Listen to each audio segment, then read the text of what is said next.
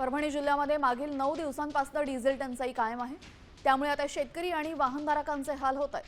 अनेक पेट्रोल पंपावर डिझेल उपलब्ध नाहीचे फलक लावण्यात आले असून ज्या पंपावर डिझेल मिळत नाही तिथे पहाटेपासूनच मोठ्या रांगा लागतात। शेतीची कामं आणि पेरणीपूर्व तयारीवरही याचा मोठा परिणाम होतोय।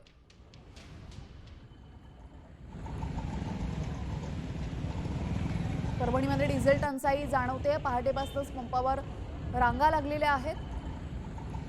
गेल्या 3 ते 4 दिवसांपासून परभणीमध्ये इंधन टंचाईचं संकट आता अधिक गडद झाल्याचं पाहायला मिळते। आज जवळपास 3 ते 4 किलोमीटरपर्यंत इंधन भरण्यासाठी वाहन चालकांच्या रांगा लागलेल्या आहेत।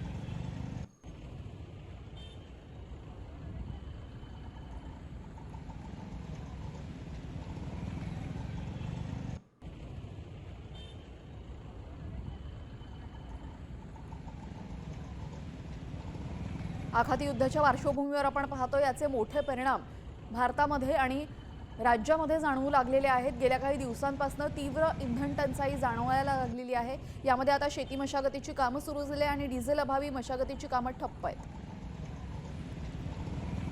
या संदर्भात परभणीमधून आढावा घेतलेला आहे आमचे प्रतिनिधी विश्वजित लिमये यांनी। पाहूयात। परभणी जिल्ह्यात मागील 9 दिवसांपासून डिझेल टंचाई ही कायम आहे आणि याचा फटका शेतकऱ्यांना बसताना पाहायला मिळत आहे। परभणी शहरातील अनेक पेट्रोल पंपावर डिझेल नसलेले फलक लागले आहेत आणि याच्यामुळे ज्या ठिकाणी डिझेल आहे त्या ठिकाणी आपण बघू शकतो अशा प्रकारे शेतकऱ्यांच्या मोठी गर्दी पाहायला मिळत आहे।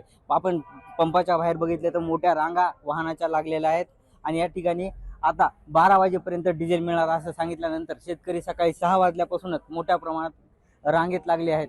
आपण बघितलं तर शहरातील अनेक पंपावर डिझेल नसल्याचे फलक या ठिकाणी पाहायला मिळत आहेत। या ठिकाणी आपण बघितलं तर आता टँकर आलेले आहे आणि टँकर या ठिकाणी खाली होते आणि त्यामुळे अनेक शेतकऱ्यांनी या ठिकाणी गर्दी केली आहे। या ठिकाणी थोड्याच वेळात आपले डिझेल मिळणार आहे आणि शेतकरी आपण बघितलं तर मोठ्या संख्येने या ठिकाणी पाहायला मिळत आहेत। काही शेतकरी आपल्यासोबत आपण त्यांना विचारू कधीपासून या ठिकाणी आलेले आहेत।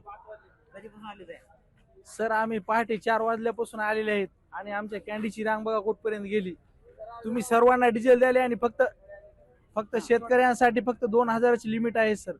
शेतकऱ्याचं 2000मध्ये काय होणार? शेती नाही पिकल्यावर तुम्ही काय खाणार आहेत उद्या? कलेक्टरला असं आवाहन करू इच्छितो की तुम्ही सर्व काही साईटा बंद करून फक्त शेतकऱ्याला डिझेल पुरवा। नंतर तुम्ही रोड हे पावसाळ्यात बी करू शकता। रोडवर काही शेतकरी जाणार नाही, पण नाही पिकल्यावर काय खाणार आहेत तुम्ही? त्यामुळे पहिल्यांदा सर्वात अगोदर शेतकऱ्याला डिझेल पुरवण्यात यावे आणि नंतर तुमच्या रोडला गुत्तेदाराला काय द्यायचे तर द्या। अगोदर शेतकऱ्याचे सगळे काम करण्यासाठी त्यांना डिझेल द्यावे अशी मागणी करतो कलेक्टरला। बाकी काय नाही सर। कधीपासून आले भैया तुम्ही? 5 वाजल्यापासून, सकाळी 5 वाजल्यापासून आलो। काय आता अडचणी काय? अडचणी आम्हाला रात्रभर ट्रॅक्टर चालवला आम्ही आणि आता आलो पहाटे 4 वाजता येऊन झोप लागली की आमच्या मित्राचा फोन आला, म्हणजे या फडसाहेबाच्या पंपावर डिझेल आलं। इथं पाहिलो तर अगोदर टाक्या लोक भरून आले आणि आमच्यासाठी पंप बंद ठेवलाय। म्हणजे 11 वाजता चालू करून 12 वाजता चालू करू। आम्हाला पाण्याचा थेंब सुद्धा नाही। सकाळपासून इथं बसलोत आम्ही।